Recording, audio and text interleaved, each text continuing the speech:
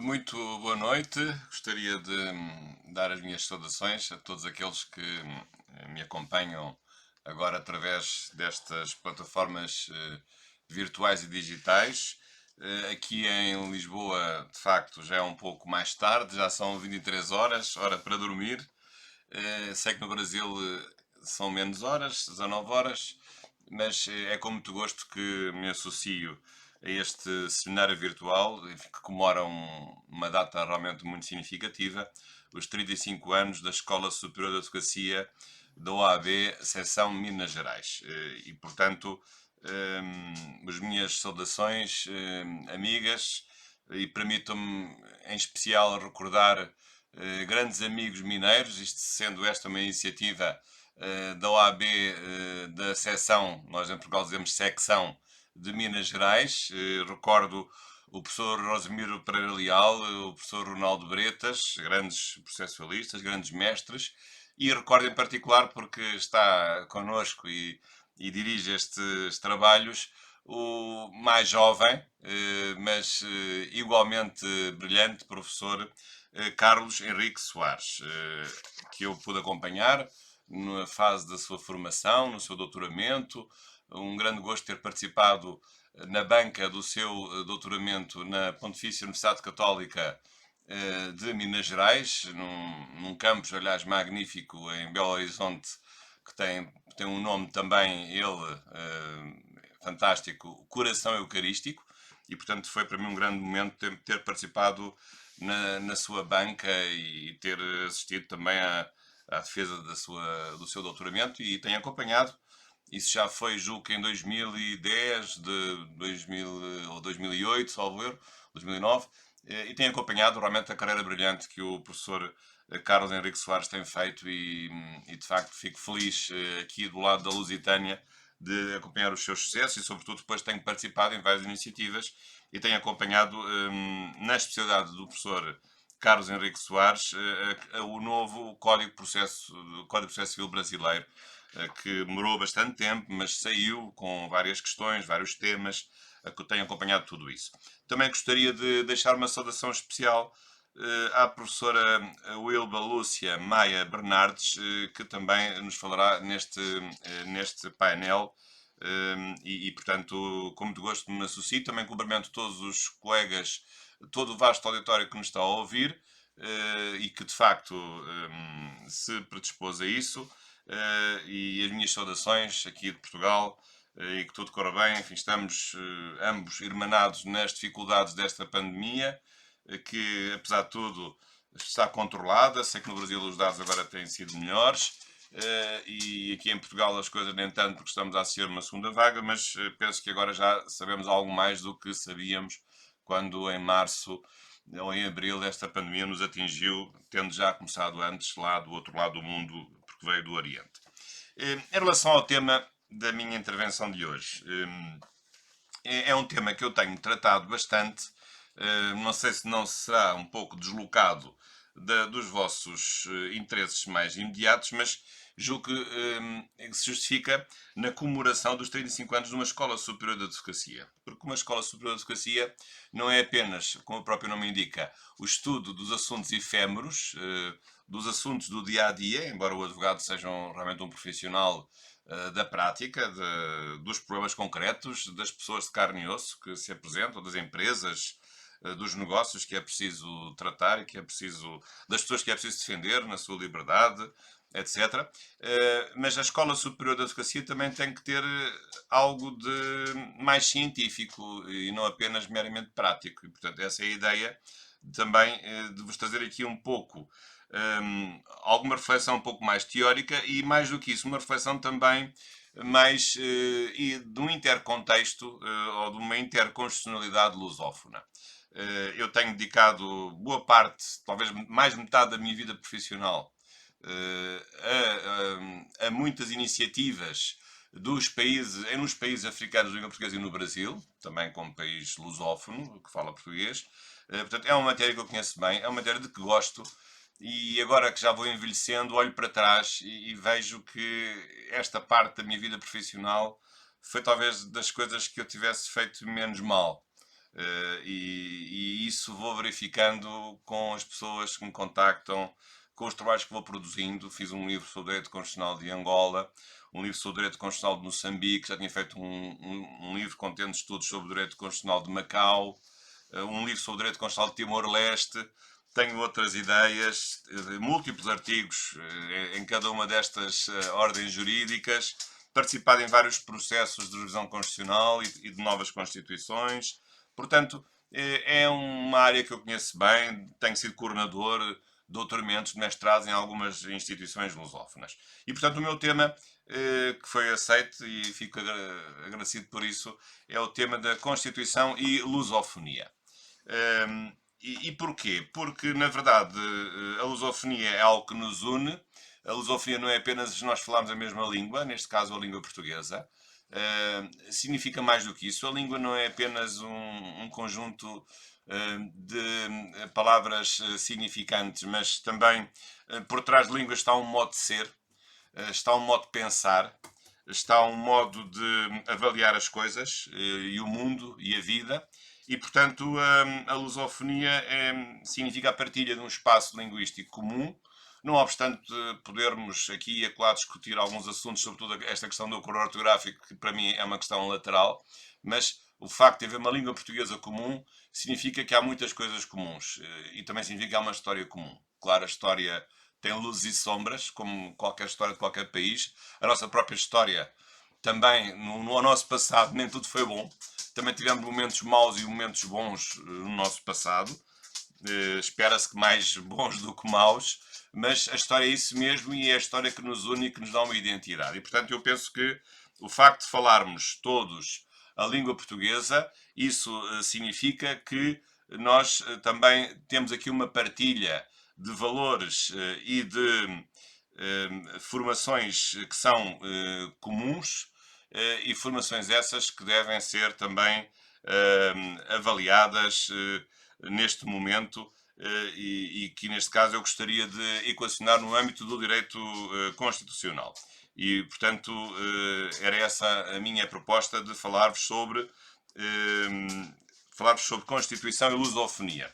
Claro que aqui a lusofonia é uma lusofonia que pretende, sobretudo, destina sobretudo a estudar os assuntos de natureza jurídica. E, portanto, não propriamente a lusofonia do ponto de vista de estudar os países que sejam países lusófonos, mas nos aspectos científicos, na medicina, ou na engenharia, ou noutras áreas do conhecimento. Não é isso que interessa. Interessa, de facto, é que neste caso, a lusofonia seja vista do ponto de vista jurídico e, portanto, as consequências que isso tem na aproximação de um conjunto de estruturas de natureza jurídica que nos tornam comuns e que fazem com que tenhamos um contexto comum. E esse contexto não se traduz apenas no facto de nós termos profissões jurídicas ou de termos textos jurídicos que sejam em português. Não é o facto de advogado ser a mesma palavra em Portugal e no Brasil, ou em Angola ou em Moçambique, ou nós termos, por exemplo, o mesmo texto jurídico, por exemplo, o mesmo Código Civil, nós temos em Portugal, em grande medida também ainda em Angola e em Moçambique. Não é isso, não é haver uma identidade linguística, claro que neste caso tem subjacente uma identidade também ideológica, e dogmática e científica. Mas é mais do que isso, é de facto perceber que esta identidade lusófona, linguística e jurídica, se afere em vários aspectos. No mesmo modo de ver o direito, pensar o direito, no mesmo modo de aplicar o direito às profissões jurídicas, no mesmo modo de ter as mesmas instituições jurídicas e de ter o mesmo tipo de legislação e de orientações e de modos de ver a sociedade. Portanto, é aí que eu encontro e procuro encontrar uma identidade, uma matriz de um direito lusófono ou de um direito de língua portuguesa. Às vezes a palavra lusófona é uma palavra que não é muito bem compreendida, mas é essa a minha busca. Claro que, evidentemente, eu não sou um especialista em direito privado e, portanto, tenho, sobretudo, procurado essa identidade, essa matriz, talvez no lugar mais difícil, que é precisamente no lugar chamado direito constitucional. porque digamos, a identidade de soluções, a proximidade de institutos dogmáticos no respeito ao direito privado é uma coisa relativamente fácil. Porque os atos de comércio ou os contratos em cada um dos países são mais ou menos idênticos. Já não diria o mesmo, por exemplo, do direito penal, as concepções que acompanham a política criminal já são um pouco diferentes, podem ser um pouco diferentes. Agora, no que respeita ao direito público, também há diferenças. O direito administrativo é bastante diferente do Brasil em relação a Portugal e aos países africanos, por exemplo, porque o Brasil tem uma mistura de um sistema de administração executiva e de administração judiciária, porque tem direito administrativo, mas não tem tribunais administrativos, e o mesmo se diga do próprio direito constitucional, que é na verdade, de todos os ramos de direito, aquele que é mais sensível, é mais delicado, porque é onde está o lugar central da ordem jurídica, que se chama Constituição. Mas tenho procurado fazer esse trabalho, aliás, tenho publicado vários artigos e vários trabalhos. Deixo aqui a indicação do meu último trabalho, que é o Manual de Direito Constitucional, que tem 2 volumes. Este é o primeiro volume, em que eu agora, aliás, nesta 6ª edição, estou a preparar a 7ª, mas só para o ano, tem precisamente um capítulo, todo ele dedicado ao chamado constitucionalismo de língua portuguesa. Embora separando o constitucionalismo brasileiro do constitucionalismo africano lusófono, porque são, apesar de tudo, 2 realidades distintas. E, portanto, aqui a minha preocupação é de mostrar a existência dessa identidade, que não é uma identidade no sentido de determinar uma total homogeneidade das soluções, isso não é possível, porque pertencemos à mesma família não quer dizer que nós sejamos todos gêmeos, não somos todos gêmeos, mas podemos ser irmãos que não são gêmeos, ou sermos primos. Isto é, haver uma família plural, haver um conjunto que é plural, mas as pessoas não têm que ser todas necessariamente iguais. Podem ser parecidas, elas são parecidas entre si, são da mesma família, mas não são gêmeos. Há uns pais, há os filhos, há os primos, há os irmãos, há as irmãs, há os tios, e portanto é neste contexto, permitam-me esta metáfora familiar para explicar a proximidade entre as diferentes ordens jurídicas do ponto de vista das suas constituições. E portanto vou ter-me aqui essencialmente à questão constitucional. E portanto isso quer dizer que eu tenho que começar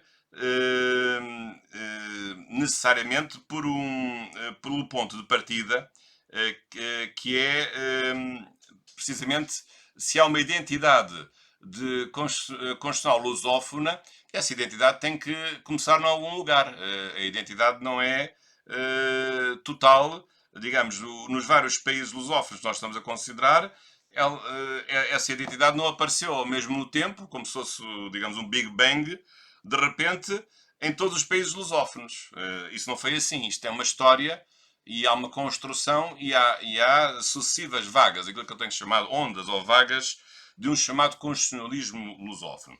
Já agora, eu incluo neste constitucionalismo lusófono os países que falam o português, portanto, Portugal, Brasil, os 5 países africanos de língua portuguesa e também, já agora, Timor-Leste, claro, e também, já agora, o território da região administrativa especial de Macau, que integra a República Popular da China, mas, mercê da presença portuguesa que houve durante muitos séculos, esse território que passou a integrar a soberania constitucional da República Popular da China tem, ainda assim, uma legislação, e tem uma legislação que é funcionalmente constitucional, próxima da portuguesa e dos valores que entendo que fazem parte da tal matriz identitária do constitucionalismo lusófono.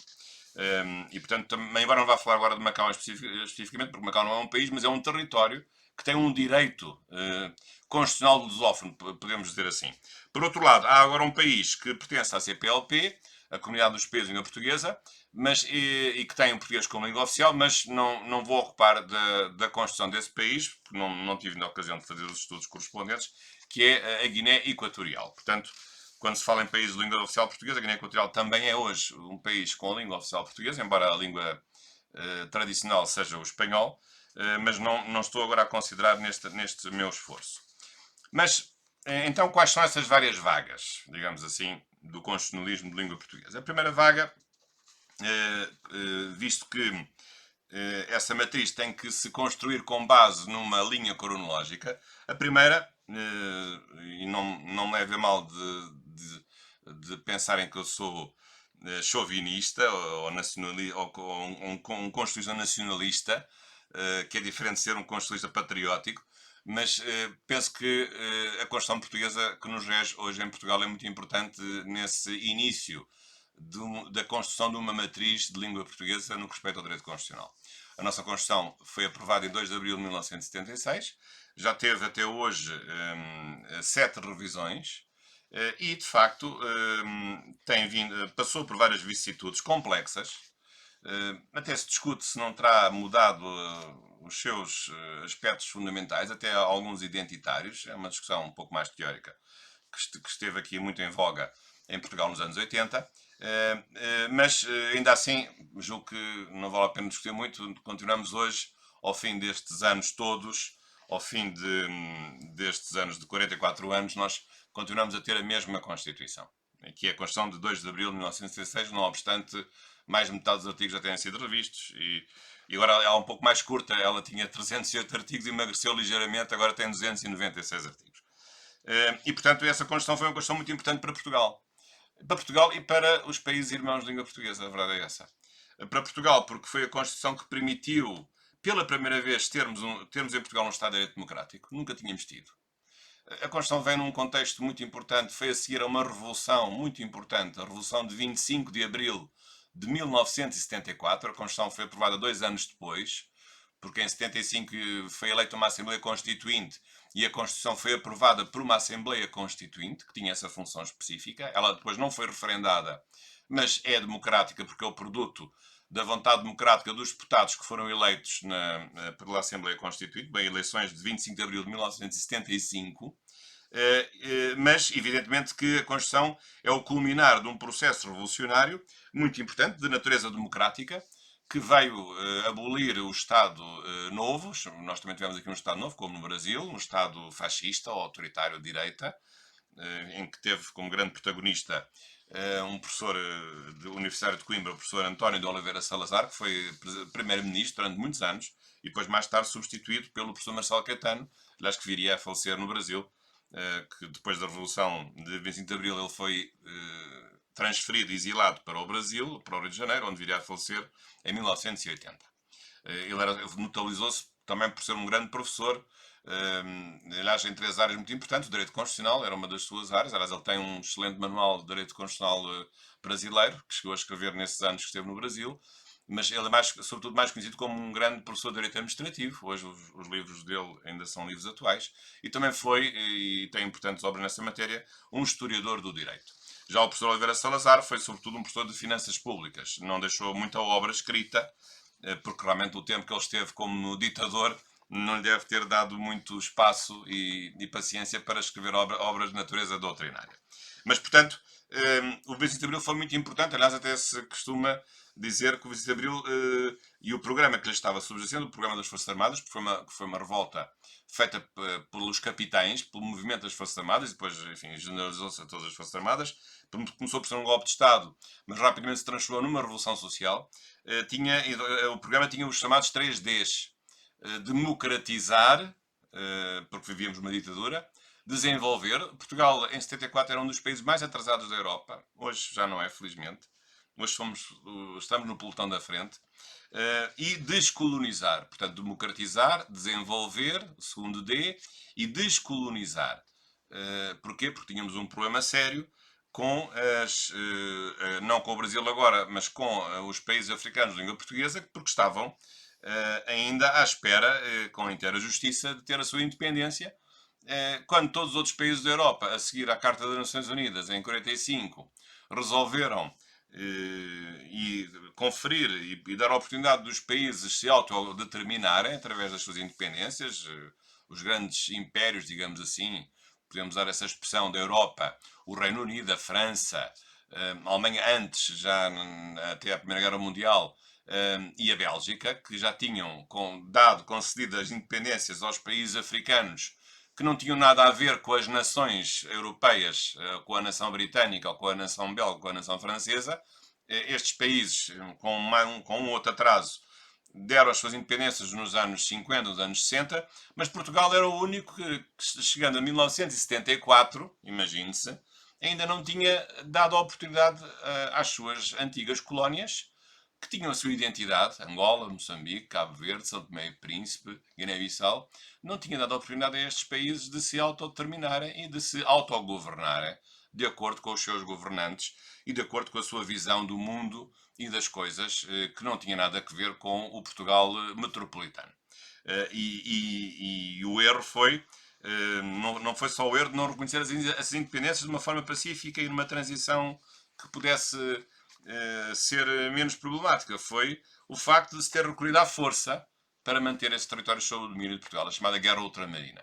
E, portanto, também o D era descolonizar, porque as tropas portuguesas estavam em guerra contra os movimentos de libertação destes vários países. A guerra só aconteceu em três colónias, Angola, Moçambique e a Guiné-Bissau, mas realmente era uma grande injustiça estar a manter pela guerra o domínio em territórios e em povos que tinham todo o direito à autodeterminação, aliás, como estava reconhecido, e essa foi uma das grandes novidades, na Carta das Nações Unidas, aprovada em 45, a seguir ao fim da Segunda Guerra Mundial.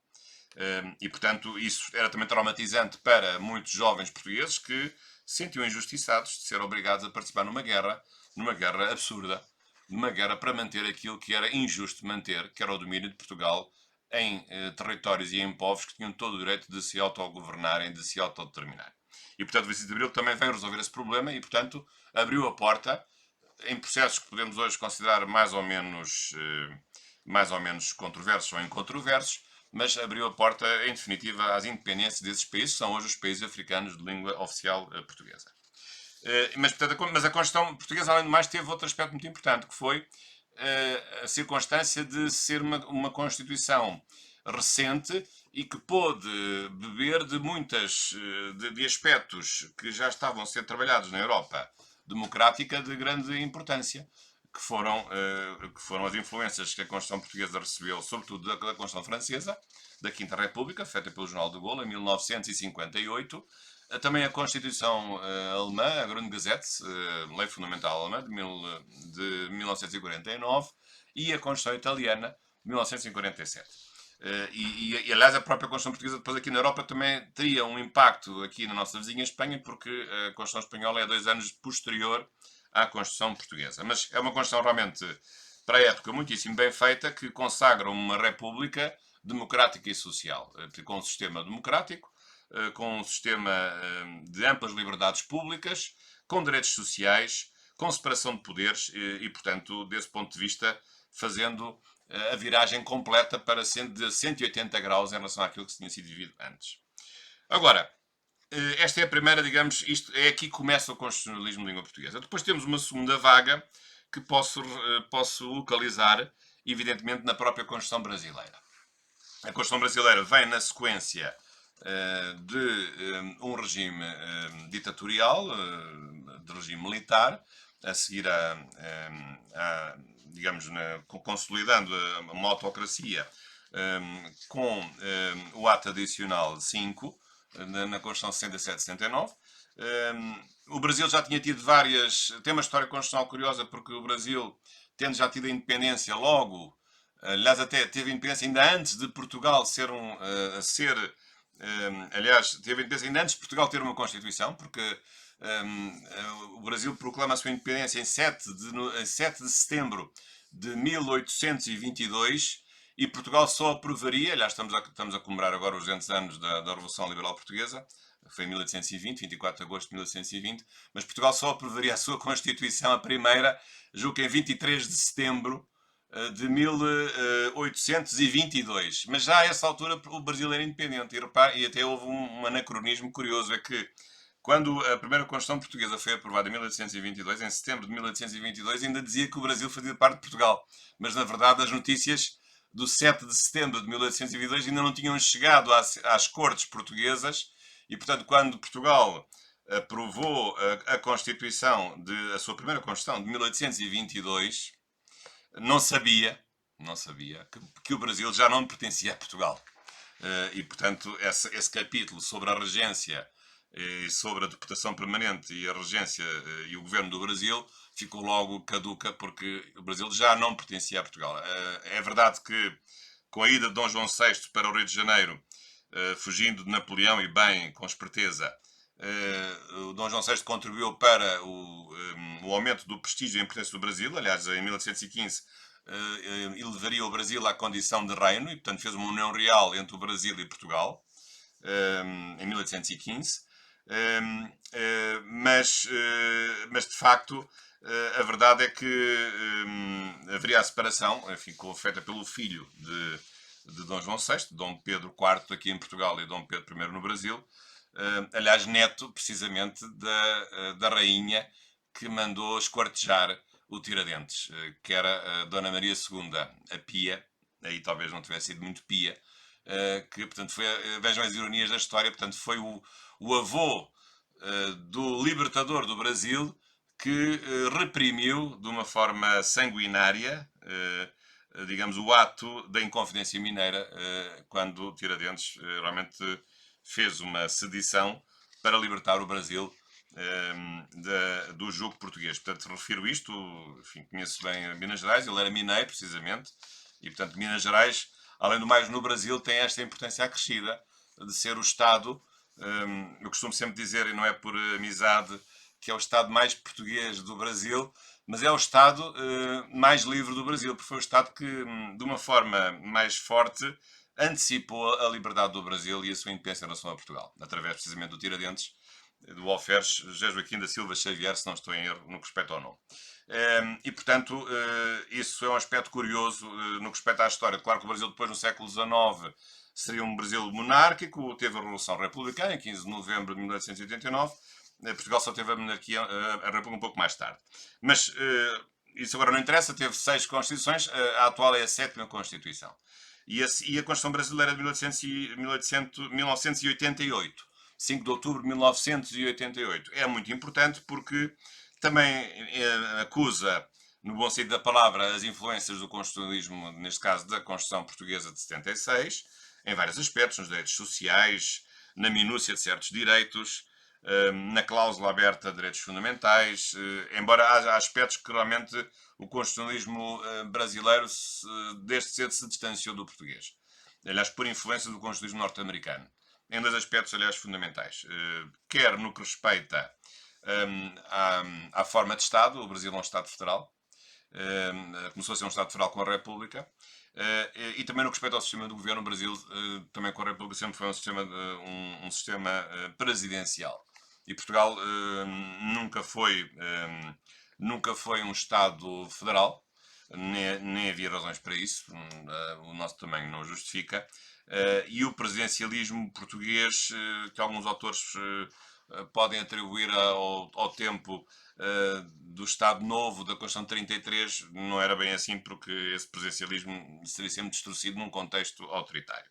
Mas, portanto, a segunda vaga da construção deste constitucionalismo lusófono é precisamente a Constituição Brasileira de 1988, com várias revisões, vários aperfeiçoamentos, mas vê-se aqui uma partilha e uma comunhão de valores, de princípios e perspectivas sobre o modo de organizar a vida jurídico-política dos nossos países.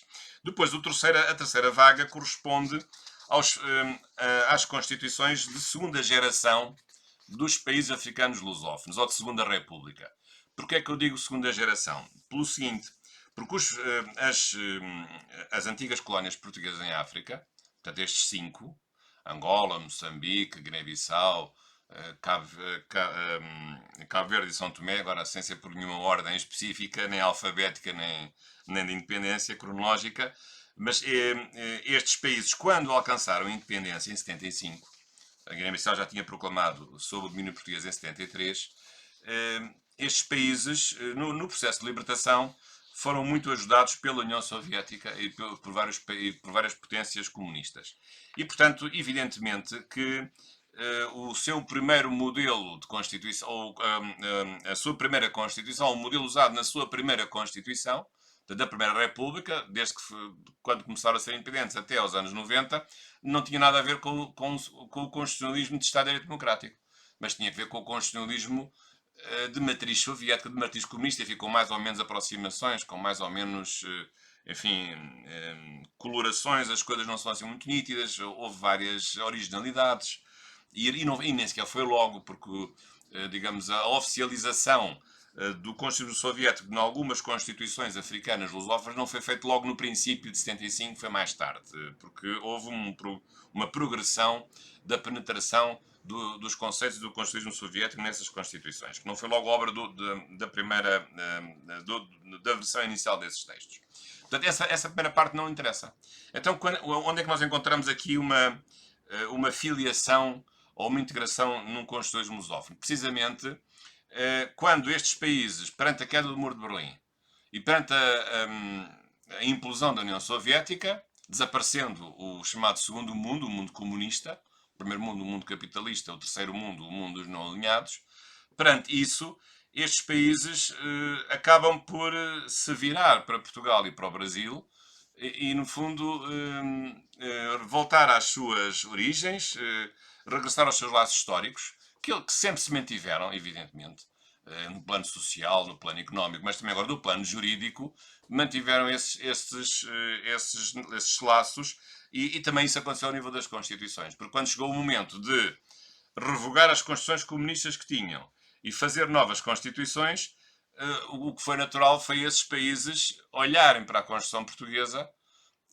e também, depois mais tarde, também a brasileira, que já estava feita em 1988, e verem nestes dois textos boas ideias para se organizarem. Claro que há uma parte do constitucionalismo brasileiro que nunca se transferiu para o constitucionalismo africano, porque esses países não são Estados federais e, portanto, isso, aliás, é um tema até delicado. Já o presidencialismo brasileiro terá influenciado, porventura, a Constituição angolana atual. Mas, essencialmente, há uma filiação na Constituição portuguesa e, portanto, estes países, a partir daquilo que nós chamamos de Segunda República, portanto, a partir dos anos 90 até hoje, que estes países vão tendo novas constituições já que podemos considerar de matriz do constitucionalismo lusófono. Poderão perguntar, então, mas as constituições anteriores que eles tinham, de 1975, eram constituições também escritas em português. Também não eram constituições lusófonas. Eram constituições lusófonas do ponto de vista terminológico, do ponto de vista gramatical ou do ponto de vista linguístico. Mas não eram lusófonas do ponto de vista da identidade de uma matriz que pudesse unir estes vários países com soluções comuns. Isso não era, porque nem o Portugal nem o Brasil eram países comunistas neste aspecto, pelo contrário. Sempre lutaram contra isso. Portanto, essa matéria nunca pode ser vista dessa forma. Portanto, aqui, digamos, a inserção na matriz lusófona não é no facto de passarem a falar português, porque já falavam, não é nesse sentido, é no sentido de poderem adotar nas suas constituições conceitos, institutos jurídicos, princípios, valores que estavam já nas constituições, quer a portuguesa, quer a brasileira. Portanto, mais a portuguesa do que a brasileira, pelas razões que eu acabei de referir, sobretudo na sua forma de Estado. E também, em grande medida, em relação quer ao sistema de tribunais, quer em relação ao próprio. Quer em relação à organização judicial. Portanto, portanto, desse ponto de vista, portanto, há uma maior aproximação à Constituição de 76 do que à Constituição brasileira de 1988. O meu tempo vai avançando, mas eu vou ainda aqui agora fazer aqui um pequeno apontamento sobre cada uma destas constituições africanas lusófonas. Porque, aliás, os países, neste momento, há circunstâncias várias. Talvez aqui pudesse começar por ordem cronológica da primeira letra. Angola. Angola teve uma primeira república, com uma Constituição em 75, mas a partir de 1990, em 92, aliás, em 91 fez uma solução de paz, porque Angola, logo desde a independência, teve uma guerra civil, um conflito sério entre o MPLA, governo, e a UNITA, um outro partido, e a FNLA, um outro partido. Portanto, foram os três movimentos de libertação que depois, a certa altura, disputaram o poder e nunca aceitaram que o MPLA pudesse ser a força governante digamos, da solução que foi encontrada para Angola. Agora não vou falar sobre isso. E, portanto, em 1990 houve uma Constituição transitória de 91, houve uma Constituição de 92, e depois houve, que não eram constituições em sentido definitivo, as chamadas leis constitucionais, mas só em 2010 é que Angola passou a ter uma Constituição, digamos, definitiva e completa. Portanto, no que respeita a Angola, esta segunda fase, ou segunda república, já de constitucionalismo de Estado de Direito, até teve 3 constituições. Em 91, isso é discutível, porque foi uma ligeira alteração constitucional, mas que permitiu já a realização das eleições depois do acordo de Bicesse, eleições multipartidárias e a criação de partidos políticos, porque isso não existia, havia um único partido político na fase anterior. Depois uma lei constitucional já razoavelmente bem feita em 1992 e depois uma Constituição já completa, já com o nome de Constituição, não com o nome de lei constitucional, porque a lei constitucional significava que era um texto constitucional provisório, mas um texto completo que era para ser aprovado logo a seguir, mas Angola voltou à guerra civil, infelizmente, depois de 1992, da qual só sairia em 2002, e só em 2010 é que seria aprovada a atual Constituição angolana, de 2010, que é uma Constituição realmente bastante bem feita e que mudou alguns aspectos tradicionais no constitucionalismo africano lusófono, no que respeita, por exemplo, à matéria do sistema de governo. Portanto, isto é do que respeita a Angola. Depois, portanto, Angola é um caso em que até na Segunda República não há uma única, mas há 3 constituições, ou 3 textos constitucionais. Embora o mais importante seja aquele que está em vigor já há 10 anos, a Constituição de 2010. E com Moçambique aconteceu a mesma coisa. Com Moçambique, aliás, Moçambique foi o primeiro país a ter uma Constituição na Segunda República, a Constituição Democrática, de Estado de Direito Democrático, foi logo em novembro de 1990. Constituição essa que foi aprovada ainda antes até de haver eleições multipartidárias, que só aconteceram logo a seguir ao Acordo de Paz de 1992, o Acordo de Roma, porque o Moçambique também passou por uma guerra civil entre Frelimo e o governo e a Renamo, mas a paz finalmente seria alcançada em 1992, mas as eleições foram só em 94. Mas depois, mais tarde, entendeu-se fazer uma outra Constituição, que é que está em vigor, de 2004, já, digamos, elaborada por um Parlamento multipartidário, que já era o resultado, aliás, de várias experiências multipartidárias. Portanto, também no que respeita a Moçambique, a Constituição atual já não é, digamos, a Segunda República não é uma só, mas já é a segunda, porque a primeira, embora já fosse uma Constituição democrática, mas entendeu-se que se deveria consolidar o regime constitucional com uma Constituição aprovada por um Parlamento multipartidário, porque a de 1990, embora abrindo as portas ao multipartidarismo, havia sido aprovada apenas pela Assembleia Popular da Frelimo, só com deputados da Frelimo, e não com a participação de vários partidos políticos. Portanto, este é o panorama também de Moçambique. Depois, temos ainda outro caso também interessante, que é o caso de Cabo Verde. Cabo Verde também, desde cedo, começaria o seu processo de abertura em 1989, com uma alteração à Constituição no sentido de permitir eleições multipartidárias. Portanto, fez-se uma Assembleia para discutir projetos de revisão constitucional e a Constituição seria aprovada, a Constituição atual, em 1992, que é que tem estado em vigor. Portanto, Cabo Verde, nesse aspecto, só tem uma única Constituição nesta Segunda República, a partir de 1992. Aliás, o mesmo sucede com São Tomé e Príncipe, que também tem uma Constituição, aliás, aprovada em 1990. Aliás, é a única Constituição lusófona que foi referendada. A brasileira também foi objeto de um plebiscito parcial em relação à forma de governo e ao sistema de governo. Manteve a República por larga maioria e manteve o sistema de governo presidencial, mas no que respeita a São Tomé, foi toda a Constituição, a segunda Constituição, que é a segunda que está em vigor, portanto, e a única da Segunda República, foi referendada em agosto de 1990, já em ambiente multipartidário. Depois ainda a Guiné-Bissau tem sido o país com um pouco mais de dificuldade, porque ainda não foi feita uma Constituição de cabo a rabo completa nesta Segunda República. Ainda vigora, pelo menos documentalmente, uma Constituição que se diz de 1984, mas na verdade ela não é uma Constituição de 84, porque já teve várias revisões, algumas profundas, abrindo a porta ao multipartidarismo, em sucessivos momentos, em 92, 93, 96, e agora, aliás, tenho participado em vários debates. Está em curso um processo de revisão constitucional no sentido de se remodelar profundamente a Constituição de 84, portanto, torná-la a Constituição de 2020 ou 2021, ou então fazer mesmo uma nova Constituição para a Guiné-Bissau, talvez fosse a solução mais adequada. Portanto, isto é a terceira vaga com estes vários países, e reparem que nestes países estamos, no fundo, na Segunda República. Alguns países falam na Terceira. A Angola, com a Constituição de 2010, às vezes fala-se na Terceira República. Eu penso que não é mais um slogan do que uma realidade, porque, na verdade, é o mesmo regime político-constitucional, é um regime de Estado de Direito Democrático. Portanto, em alguns países fez-se uma segunda Constituição que aperfeiçoou a primeira, noutros manteve-se a primeira com revisões constitucionais. Portanto, isto é a terceira vaga que corresponde ao renascer para um constitucionalismo democrático e social dos países africanos lusófonos, antigas colónias portuguesas, que na primeira fase, na Primeira República, estavam contra Portugal, enfim, e dominadas por uma influência de um constitucionalismo soviético e comunista, que abandonaram com a queda do Muro de Berlim e que depois lhes permitiu ingressar no nosso ambiente de constitucionalismo democrático e social. A quarta vaga é um país mais distante, lá do outro lado do mundo, a República Democrática de Timor-Leste.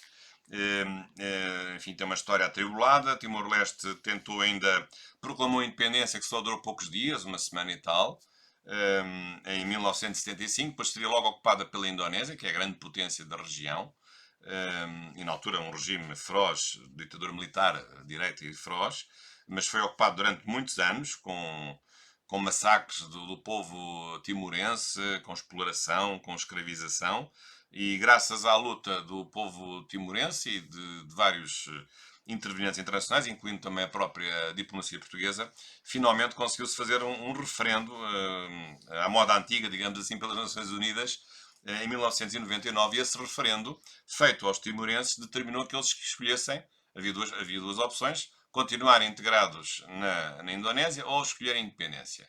E eles, evidentemente, escolheram, com esmagadora maioria, o caminho da independência. E, portanto, isso abriu as portas à elaboração de uma Constituição que é a única que está agora em vigor, nesta Segunda República. A Primeira República, a República dos 10 dias, de fins de novembro até 8 ou 9 de dezembro de 75, tinha uma Constituição, aliás, um pouco simplificada, mas tinha, com 40 artigos. Cheguei, aliás, a estudar isso. Mas isso durou 10 dias. Mas para Timor-Leste esse momento é muito importante, porque a Constituição atual, que entrou em vigor em 20 de maio de 2002, não é a primeira Constituição de Timor-Leste, é a segunda. É a Constituição da restauração constitucional, não é a Constituição da primeira independência constitucional, porque essa foi proclamada lá atrás, precisamente em novembro de 1975, e portanto, aliás, os timorenses fazem questão de afirmar esse pequeno pormenor, que não é um pormenor, mas tem grande simbolismo histórico. E, portanto, estes são as quatro vagas. Para terminar, só aqui um apontamento em relação à relação entre Portugal e o Brasil.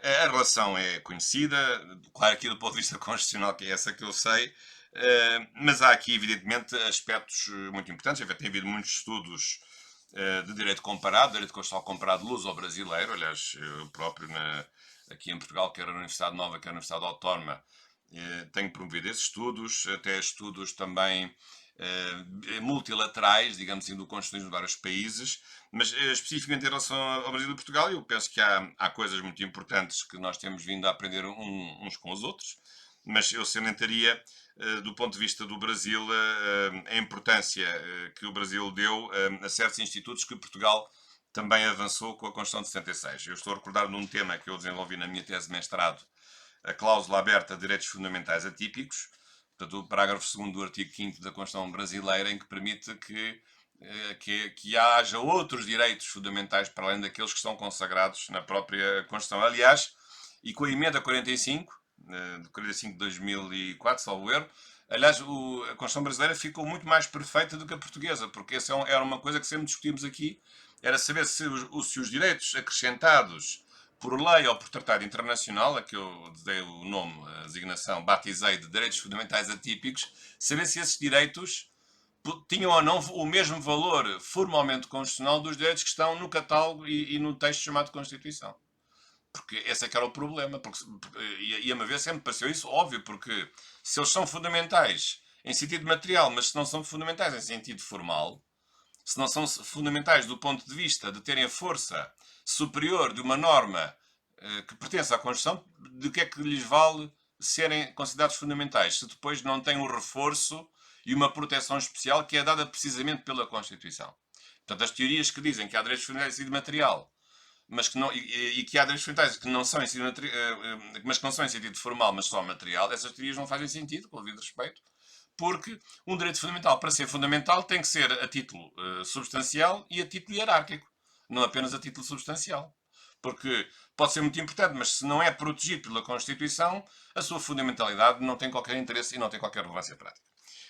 E, portanto, mas nesse aspecto, a emenda 45 veio dizer, embora apenas no que respeita aos direitos humanos, portanto, não tanto aos direitos fundamentais, embora há uma zona de sobreposição, mas veio dizer que aqueles direitos humanos aprovados em tratados com uma maioria correspondente à maioria de emenda constitucional, esses tratados podem também ter um valor constitucional. Eu sei que isso depois há vários problemas associados a essa alteração posterior da Constituição brasileira, mas isso significa precisamente a resolução desse problema que nós em Portugal nunca resolvemos, que é de dizer preto no branco que os direitos fundamentais acrescentados e que não estão enumerados desde o início no texto no catálogo constitucional, nem foram acrescentados por revisão constitucional, mas que se encontram em tratados internacionais, porque podem acrescentar outros direitos, ou até em leis ordinárias, esses direitos são fundamentais em sentido material, mas também são fundamentais em sentido formal, têm o mesmo valor da Constituição. Isso a Constituição brasileira até resolveu de uma forma bem mais perfeita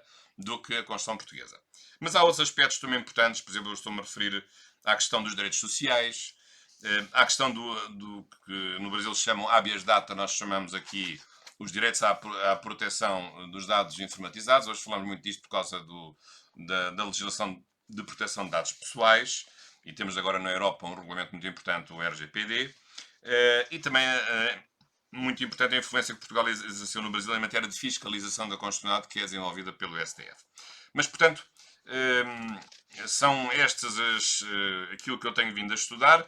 Com certeza que o facto de ter considerado estas 4 vagas, e eu acho que posso comprovar cientificamente, tanto quanto isso é possível, em ciências sociais e humanas, o direito é uma ciência humana, ou ciência social, ou ambas, tanto quanto é possível provar aqui, inventar ou descobrir uma verdade científica, mas acho que há elementos que nos fazem acreditar que estamos no mesmo sistema,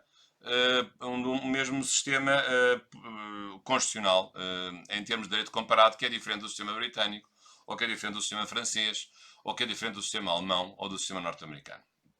Claro que isso não quer dizer que as nossas constituições sejam todas iguais, porque elas não são todas iguais.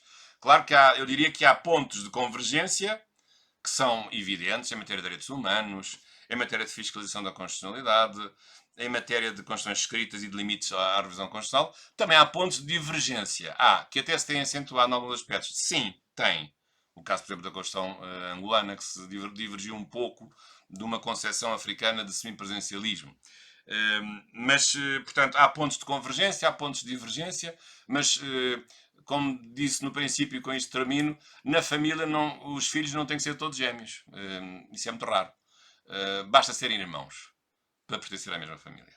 E, portanto, as nossas constituições são parecidas, não são gêmeas, são parecidas, não são iguais, exatamente iguais, não são decalcadas umas das outras, mas, a meu ver, as semelhanças são muito superiores às diferenças. E sobretudo, isto não é apenas um discurso, mas é uma realidade vivida. E eu testemunho isso com a minha própria vida profissional. Porque não encontro em mais nenhum outro lugar do mundo, e vou conhecendo muitas paragens científicas, não encontro a proximidade jurídico-constitucional e científica que encontro nestes nossos países irmãos, quer no Brasil, quer nos países africanos de língua portuguesa, quer em Timor-Leste. E, portanto, se outro dado faltasse para comprovar a existência deste sistema jurídico-constitucional de língua portuguesa, acho que bastaria a nossa experiência de professores, de advogados, de juízes, de procuradores, nas nossas ações de cooperação, na procura constante de saber como cada um está a fazer e como cada um está a resolver certo problema de natureza jurídica. Isso seria mais do que suficiente para comprovar a existência deste espaço comum, que não é um espaço de igualdade absoluta, mas é um espaço de identidade fundamental nas nossas instituições jurídico-constitucionais e, portanto, permite concluir a existência de um sistema constitucional lusófono que inclui todos os nossos países. Portanto, estas as minhas considerações. Muito obrigado pela vossa atenção. Peço desculpa que me excedi um pouco no tempo, mas aqui o facto de ser mais tarde talvez dê mais velocidade aqui ao meu discurso. Não sei se será isso, é uma pequena brincadeira.